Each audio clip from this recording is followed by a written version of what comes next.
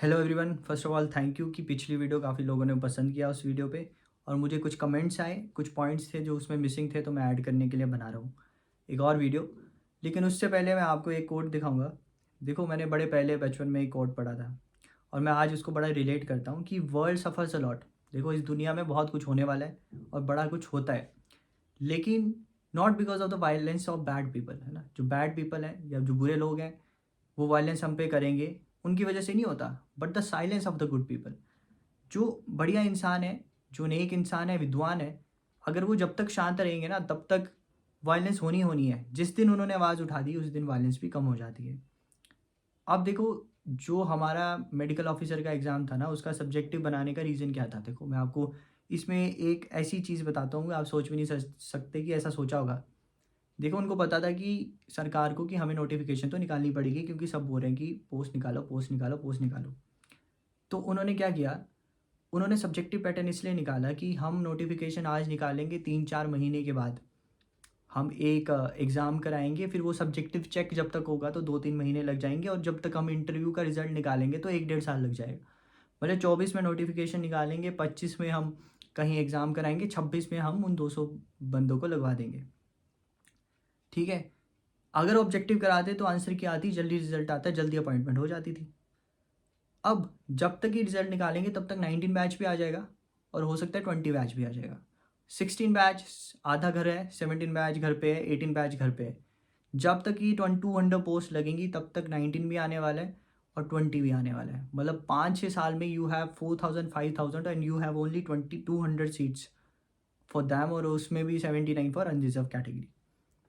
तो अब बंदों ने बोला कि यार, मैंने कई बंदों से बात भी की कि यार ये पैटर्न ना कुछ सही नहीं लग रहा है, कुछ तो इसमें गड़बड़ है।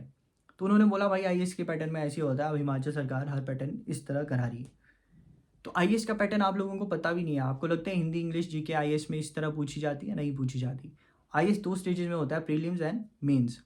प्रीलिम्स में मैं आपको लास्ट 10 ईयर्स के अगर क्वेश्चन दिखाऊँ ना, तो आईएएस में मेजर सब्जेक्ट्स होते हैं, जैसे हिस्ट्री है, करंट अफेयर्स है, इंटरनेशनल अफेयर्स हो गया, और आपका हो गया ज्योग्राफी होगी, ज्योग्राफी, इकोनॉमिक्स, और तुम्हारी ये करंट अफेयर्स, ये थोड़ा मेजर चंक होता है।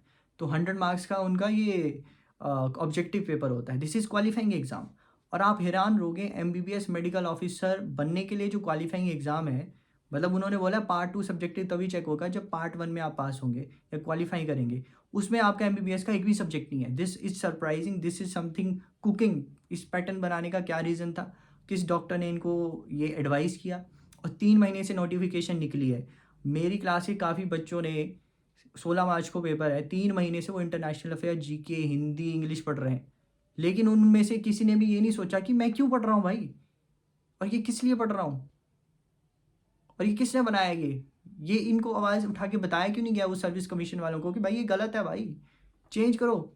आज भी अगर हम आवाज़ उठाएंगे तो वो तो कर लेंगे चेंज, पर 3 महीने में आवाज़ ही नहीं उठाई किसने। तो वही कोट आ गया ना भाई, वर्ल्ड सफर्स अ लॉट। वो तो कुछ भी करेंगे, पर जब तक डॉक्टर शांत बैठेगा ना तब तक ऐसी होगा। और दूसरा, मेरे को एक कमेंट आया था कि बॉन्ड के बारे में बताना, जो इन्होंने 2 से 3 ईयर्स किया है। तो बॉन्ड क्या, देखो मैं आपको ये नोटिफिकेशन दिखाता हूँ। इन्होंने ऐसा लिखा है कि जो हमने नए कॉलेजेस खोले उसमें हमें स्टाइपेंड देना पड़ा, और हमने जो इतनी अच्छी फैसिलिटीज़ दी बच्चों को, जिसकी वजह से हमें अब लग रहा है कि बच्चे अगर पीजी सीट्स लेते हैं डायरेक्ट मेहनत करके, तो हम 3 साल ना उनसे उनको पेरीफेरी या कहीं लगवा देंगे, ठीक है। और वो उनको बॉन्ड सर्व करना पड़ेगा, वो आगे कुछ नहीं कर सकता। मान लो उसको सर्जरीज या कुछ अच्छी सर्जरी सीखने बाहर जाना है या सुपर स्पेशलाइजेशन करनी है, नहीं, उसको बॉन्ड सर्व करना पड़ेगा पहले, ठीक है, 3 ईयर्स का। और पहले 2 ईयर्स का था, वो 3 ईयर्स बढ़ा दिया। ये भी बात किसी ने नहीं बताई आपको। और काफ़ी रीज़न ये, काफ़ी बच्चों ने क्या किया था, काउंसलिंग में पीजी में सीट ली थी, पर ये बॉन्ड बढ़ने से उन्होंने छोड़ दिया, यार अब नहीं लेना है, ठीक है। मुझे एक और कमेंट आया, उसमें लिखा गया यार 16, 17, 18 के बच्चे भी अभी जैसे घर पे हैं, और कुछ बैच वाइज पोस्ट भी होनी चाहिए यार, डेफिनेटली होनी चाहिए भाई बैच वाइज पोस्ट। इवन मैं तो बोलता हूँ, जैसे आपके पास रेडियोलॉजी की देखो 12 सीट्स थी, ठीक है, 8 फॉर 10 थी आपके पास शिमला में, 2 थी मान लो आपके पास टांडा में। तो उन 10 सीट जो शिमला में थी उसमें से 8 जीडीओ की थी और 2 थी आपकी डायरेक्ट कैंडिडेट्स की, और टांडा में तो शायद थी भी नहीं। तो भाई, जिसका 1400 रैंक है, मैं यहाँ पे जानता हूँ, 1400 रैंक वाले को हिमाचल में रेडियोलॉजी नहीं मिली भाई, वो बाहर चला गया बेचारा रेडियोलॉजी करने।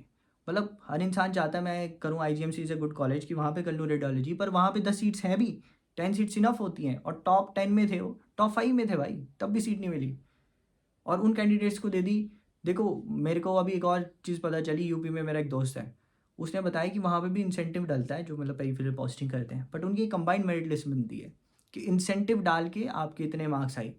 क्योंकि ये जो है ना कि हम GDO को इतने देंगे और जन डायरेक्ट को इतने देंगे, ये अब रूल वेरीफाई या अब वैलिड इसलिए नहीं होना चाहिए क्योंकि अब आपके पास जो MBBS पास आउट है वो 800 है, अब वो 200 नहीं है, अब आपके पास इतने पास आउट है, अब आपको इनकी सीट्स भी बढ़ानी पड़ेगी, अब आपको मेरिट पे बच्चे लेने पड़ेंगे। ये तो पुराना ज़माना होता था कुछ, तब क्या होता था, बच्चे मैक्सिमम पास आउट होने के बाद लग जाते थे तो स्पॉन्सर सीट उनके लिए ज़्यादा होती थी।